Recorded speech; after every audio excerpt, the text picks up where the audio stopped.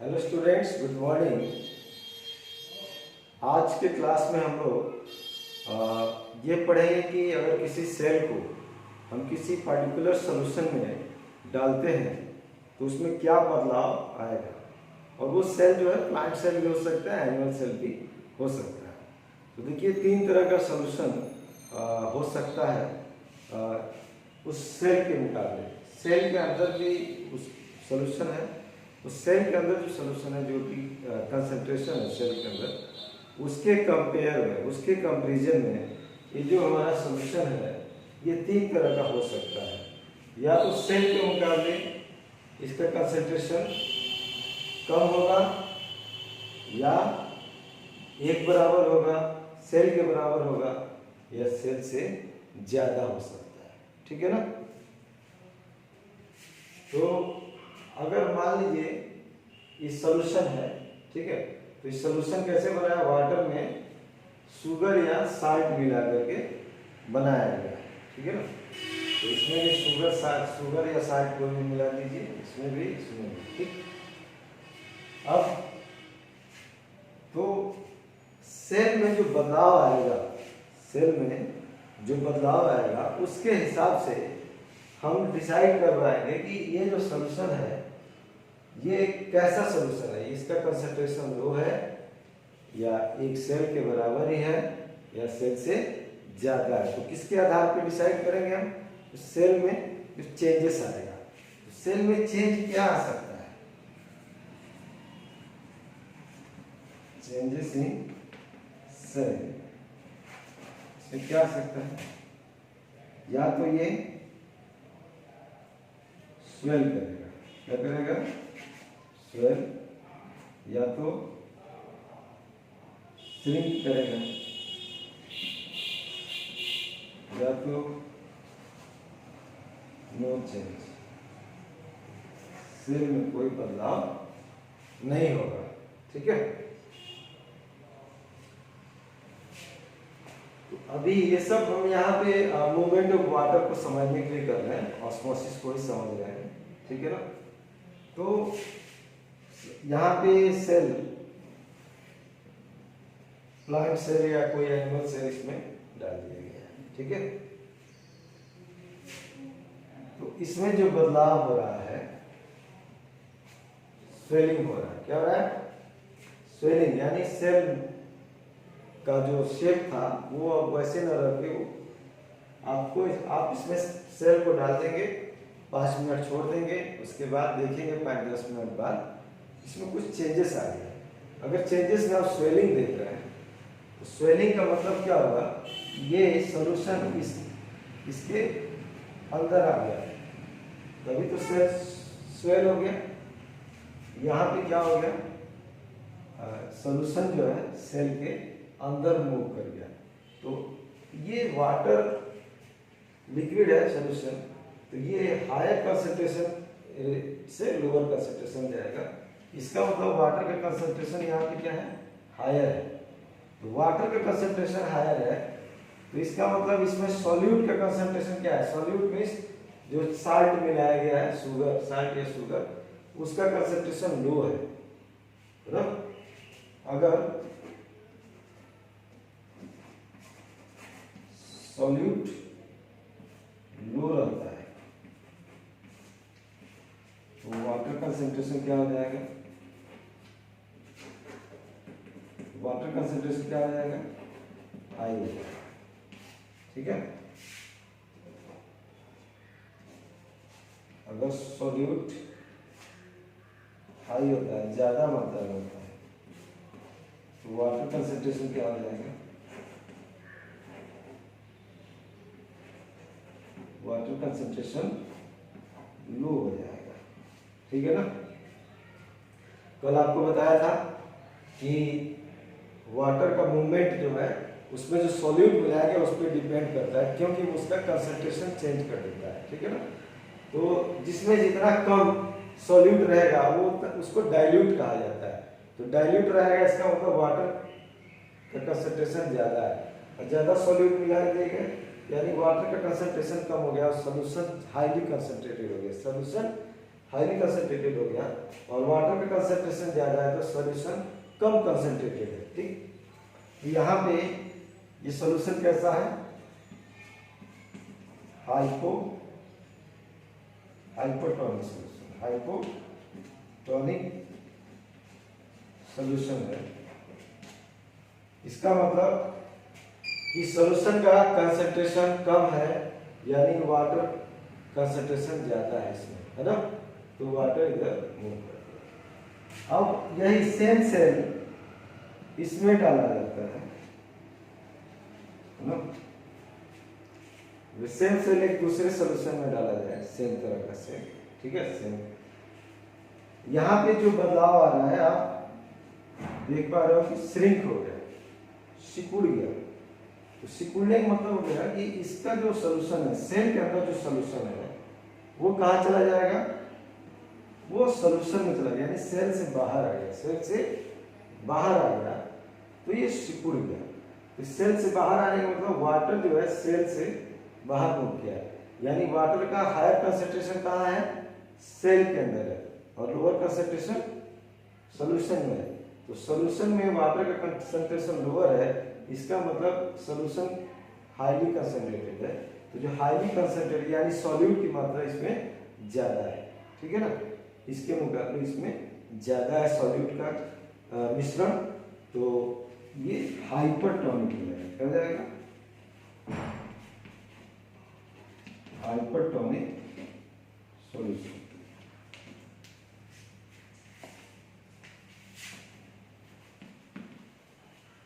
ये hypertonic solution हो गया। तो हाइपरटोनिक सॉल्यूशन का मतलब क्या हो गया कि सॉल्यूशन हाईली कंसंट्रेटेड है, यानी इसके अंदर सॉल्यूट की मात्रा ज्यादा है।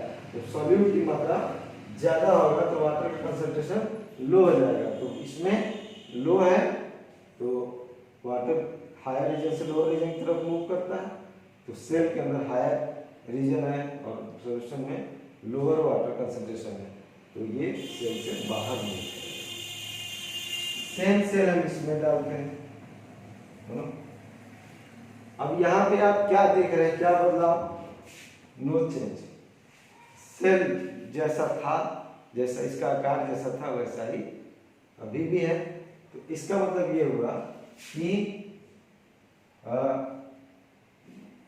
इधर से जो मूवमेंट जितना हो रहा होता है इधर से मूवमेंट हो रहा है, यानी कोई मूवमेंट नहीं हो रहा है, यानी दोनों का सॉल्यूशन, दोनों का कंसंट्रेशन बराबर है, दोनों का कंसंट्रेशन, जो वाटर का कंसंट्रेशन यहाँ है वही इस सॉल्यूशन में भी है, ठीक। इसीलिए जितना अंदर जा रहा है उतना ही बाहर जा रहा है, यानी उसमें कोई चेंज नहीं होगा, ठीक है ना। तो इस तरह के जब दोनों का वाटर कंसंट्रेशन यानी सेल का और सॉल्यूशन का वाटर कंसंट्रेशन सेम रहता है, तो इस तरह के सॉल्यूशन को हम आइसोटोनिक करते हैं, आइसोटोनिक सॉल्यूशन, ठीक है ना। तो आइसोटोनिक सॉल्यूशन में आप क्या देखेंगे, नो चेंज, तो इसमें क्या आ जाएगा, नो चेंज। इसमें क्या हो जाएगा, क्योंकि इससे बाहर निकल रहा है वाटर, ये श्रिंक हो जाएगा, सिकुड़ जाएगा। इसके अंदर जा रहा है तो यहाँ पे क्या हो जाएगा, स्वेलिंग हो जाएगी, स्वेल हो जाएगा, ठीक है ना। ये आपको समझ में आ गया होगा कि ये वाटर का मूवमेंट जो है सॉल्यूट के मिश्रण पे भी डिपेंड करता है कि सॉल्यूट उसके अंदर कितना है। तो जितना सॉल्यूट ज्यादा होगा उतना वाटर का कंसंट्रेशन कम हो जाएगा, सॉल्यूट का मिश्रण कम होगा तो वाटर कंसंट्रेशन हाई होगा, ठीक है ना। तो इसी हिसाब से ये अभी प्लांट सेल के अंदर या जो फ्रेश वाटर ऑर्गेनिज्म है, फ्रेश वाटर ऑर्गेनिज्म या प्लांट सेल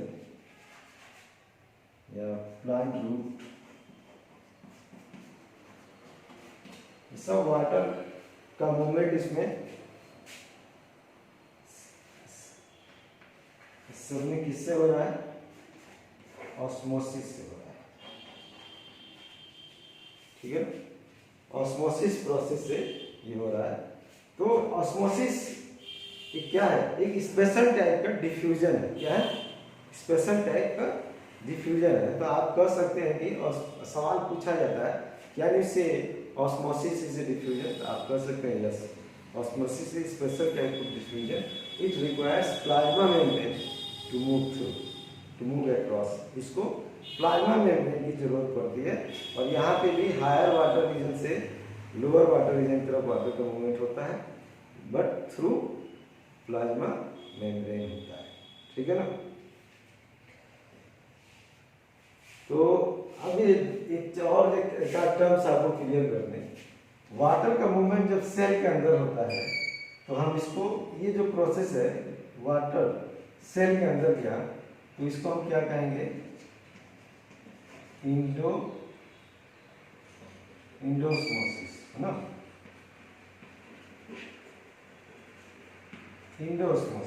इंडोस्मोसिस का मतलब movement of water molecules into the cell,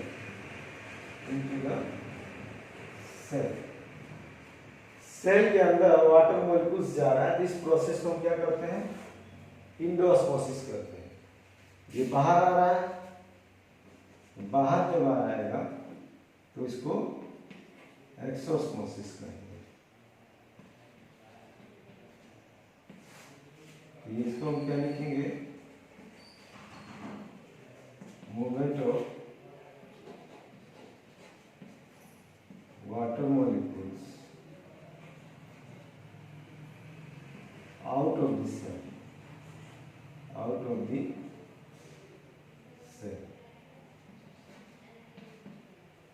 यानी जब वाटर मॉलिक्यूल सेल से बाहर निकले तो इस मूवमेंट को हम एक्सोस्मोसिस करते हैं। ठीक है। अब हम प्लाज्मा मेम्ब्रेन के बारे में पढ़ेंगे।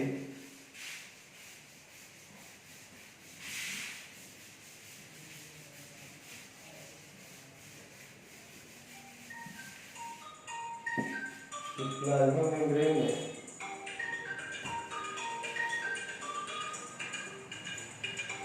प्लाज्मा मेम्ब्रेन के बारे में अभी, तो प्लाज्मा मेम्ब्रेन के बारे में हम ऑलरेडी पढ़ चुके थे।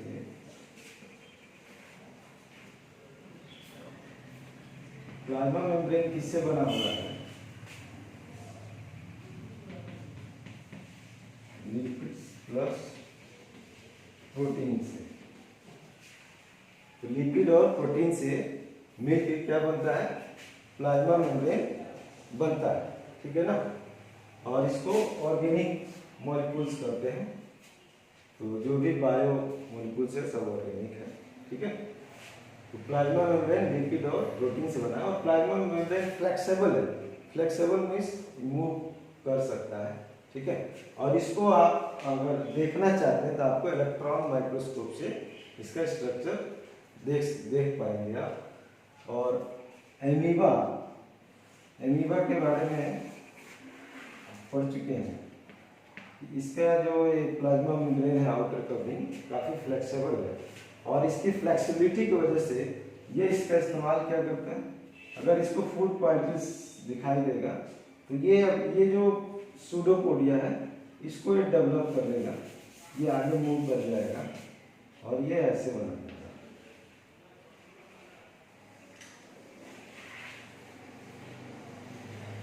ठीक।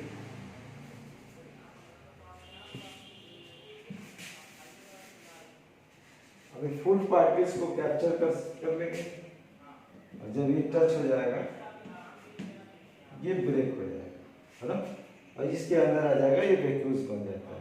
तो इस तरह से आप प्लाज्मा मेम्ब्रेन की मदद से फूड पार्टिकल्स को यहाँ पे एनीमा क्या कर रहा है? फूड अंदर कर लिया, इनगल्फ कर लिया। इनगल्फ मीन्स निगलना होता है। तो इस प्रोसेस को हम क्या करते हैं? इंडोस्मोसिस, sorry endocytosis.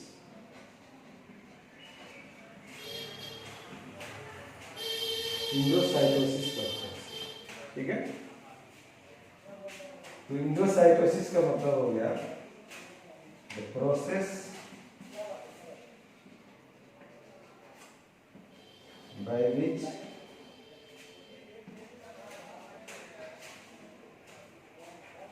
food particles are engulfed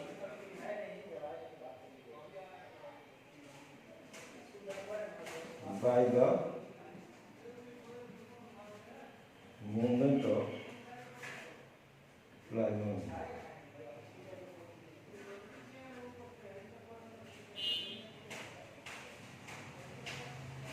plasma membrane के हेल्प से, इसके मूवमेंट से जो फूड पार्टिकल्स इंगल्फ किया जा रहा है, इस प्रोसेस को इंडोसाइटोसिस कहा जाता है।